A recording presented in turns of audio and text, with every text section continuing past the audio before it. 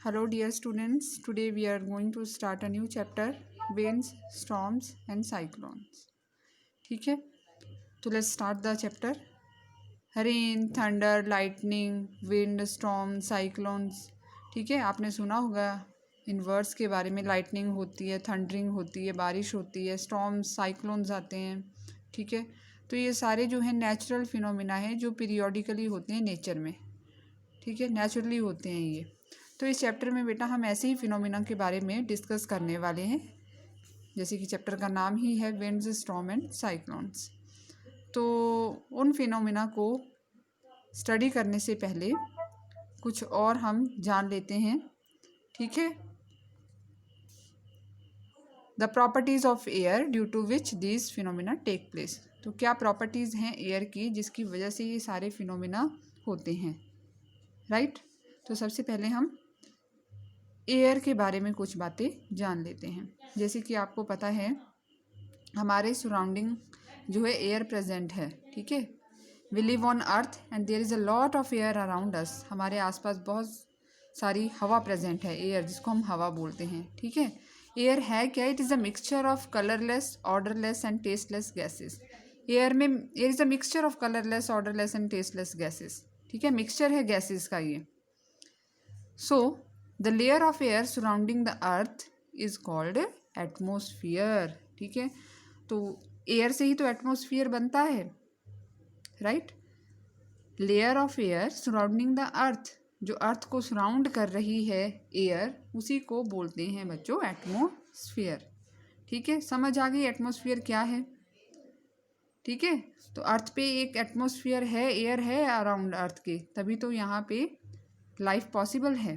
ठीक है, अगर हवा नहीं होती तो लाइफ यहाँ पॉसिबल ही नहीं होती, राइट. अब एयर की क्या प्रॉपर्टीज़ हैं देखो.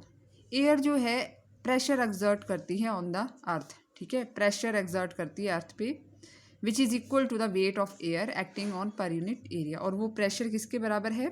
It is equal to the weight of air. Air के वेट के बराबर जितनी एयर किसी एरिया पे प्रेशर डाल रही है, उस एयर के वेट के बराबर होता है प्रेशर ऑफ द एयर. ठीक है, जिसको एटमॉस्फेरिक प्रेशर बोलते हैं, राइट. तो ये प्रॉपर्टी है एयर की कि एयर जो है इट एक्सर्ट प्रेशर. ठीक है, जिसको एटमॉस्फेरिक प्रेशर बोलते हैं. तो क्या होता है atmospheric pressure? The pressure exerted by the air present in the atmosphere is called atmospheric pressure. तो जो प्रेशर हवा एक्सर्ट करती है एटमॉस्फेयर में, ठीक है, this is called atmospheric pressure, right. तो क्या प्रॉपर्टीज़ हैं हवा की, एयर की? पहली बताई मैंने आपको, एयर एक्सर्ट प्रेशर, राइट. और second also very important, air expand on heating. Expand मतलब फैलना. ठीक है, फैलने से हवा क्या हो जाएगी? लाइट हो जाएगी, और हवा बन जाती है लाइट जब एक्सपेंशन होती है. एक्सपेंशन कब होती है? हीटिंग पे. तो air expands on heating and contract on cooling. हवा गर्म करने पर फैलती है, लाइट हो जाती है, और ठंडा होने पर हवा जो है वो कॉन्ट्रैक्ट करती है, सिकुड़ती है. ठीक है, now first one, air exert pressure. चलिए, मैंने बताया आपको कि हवा जो होती है एक्सर्ट करती है pressure due to its own weight. अपने वेट की वजह, जो हवा का वेट होता है ना, ठीक है, उसकी वजह से हवा जो है वो प्रेशर एक्सर्ट करती है. तो air exert pressure in different ways in different situation. अलग अलग तरह से जो है एयर प्रेशर एक्सर्ट कर सकती है सिचुएशन के अकॉर्डिंग. चलिए कुछ एग्जांपल्स देखते हैं. जैसे जब आप बाइसिकल राइड करते हैं, ठीक है, मान लीजिए हवा चल रही है, ठीक है, तो जिस डायरेक्शन में हवा चल रही होती है, विंड चल रही होती है, उस डायरेक्शन में बाइसिकल को राइड करना इजी होता है. ठीक है, क्यों होता है इजी? क्योंकि हवा जो है, विंड जो है, जो मूविंग एयर प्रेशर एक्सर्ट कर रही है उस डायरेक्शन में जिस डायरेक्शन में आप राइड कर रहे हैं बाईसाइकिल. ठीक है, तो इसीलिए साइकिल चलाना हवा की डायरेक्शन में इजी है, क्योंकि उसी डायरेक्शन में हवा जो है प्रेशर डाल रही है. अगर आप अपोजिट डायरेक्शन में चलाएंगे कि हवा जो है चल रही है, ठीक है, उसके अपोजिट आप बाइसिकल राइड कर रहे हैं, तो साइकिल चलाना मुश्किल हो जाएगा। ठीक है, जिस डायरेक्शन में हवा चले उस डायरेक्शन में साइकिल चलाना इजी है, क्योंकि उसी डायरेक्शन में हवा जो है प्रेशर एक्सर्ट कर रही है। अगर अपोजिट डायरेक्शन में चलाते हैं, करते हैं साइकिल को, ठीक है, तो it becomes difficult to ride the bicycle, right, क्योंकि हवा प्रेशर डालेगी ना तो आगे की तरफ मूव करना मुश्किल होगा अगर अपोजिट डायरेक्शन में चलाते हैं साइकिल को। तो समझ गए।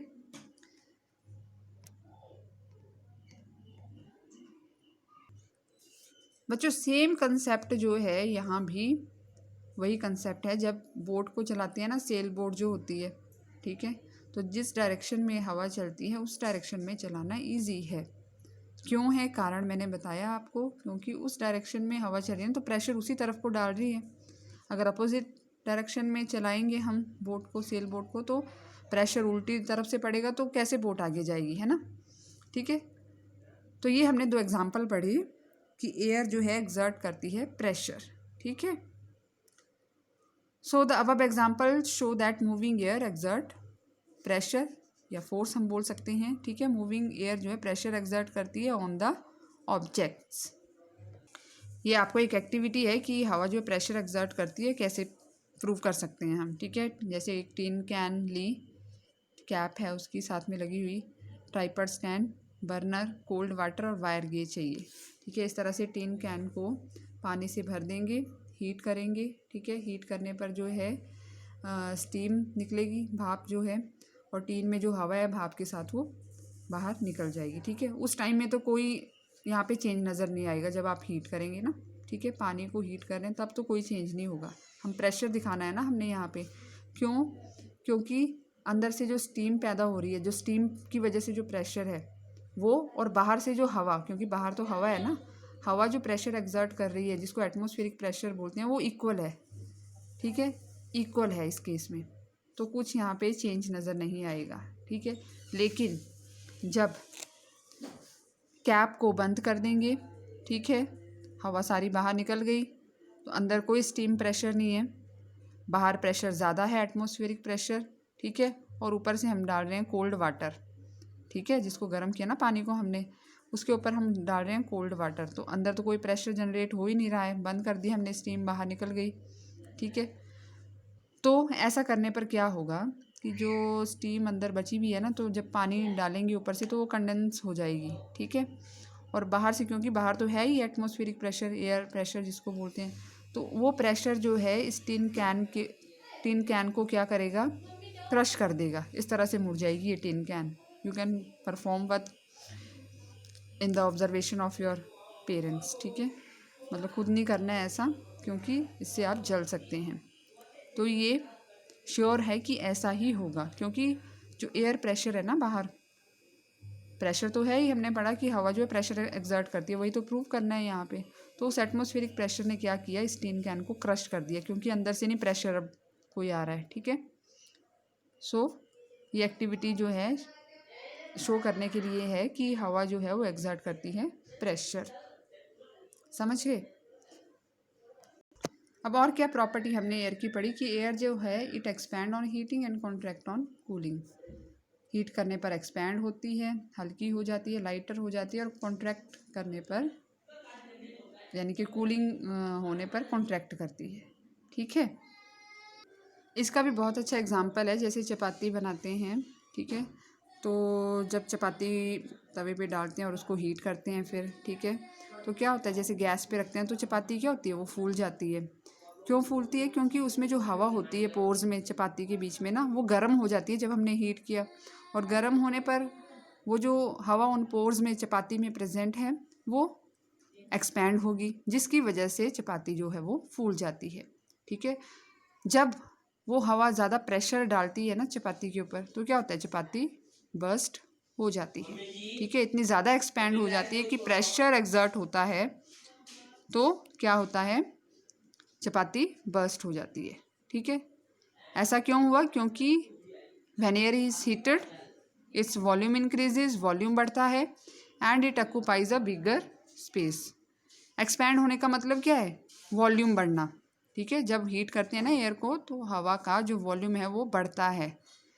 ठीक है, और वो ज़्यादा स्पेस ऑक्यूपाई करेगी हवा जब गर्म करेंगे। इसका मतलब क्या है कि air expand on heating, volume बढ़ गया ना, स्पेस ज़्यादा कवर करेगी हवा, तो उसको हम बोलेंगे कि एक्सपेंशन हुई है।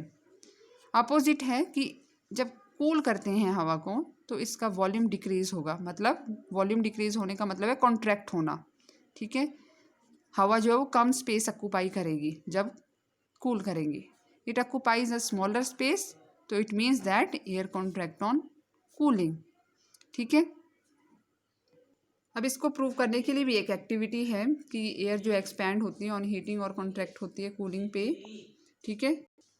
सिंपल एक्टिविटी है, एक बॉइलिंग ट्यूब है ये, ठीक है, बॉइलिंग ट्यूब बोलते हैं इसको। तो इसमें क्या किया, एक बलून ऊपर से लगा दिया स्टिकिंग टेप की हेल्प से। अब इसमें तो हवा भरी हुई है, ठीक है। जब इस बॉइलिंग ट्यूब को, जिसमें हमने बलून ऊपर लगाया हुआ है इसके माउथ पे, जब इसको हम गर्म पानी में रखेंगे, ठीक है, हमने क्या शो करना है कि एयर एक्सपैंड करती है on heating and contract on cooling.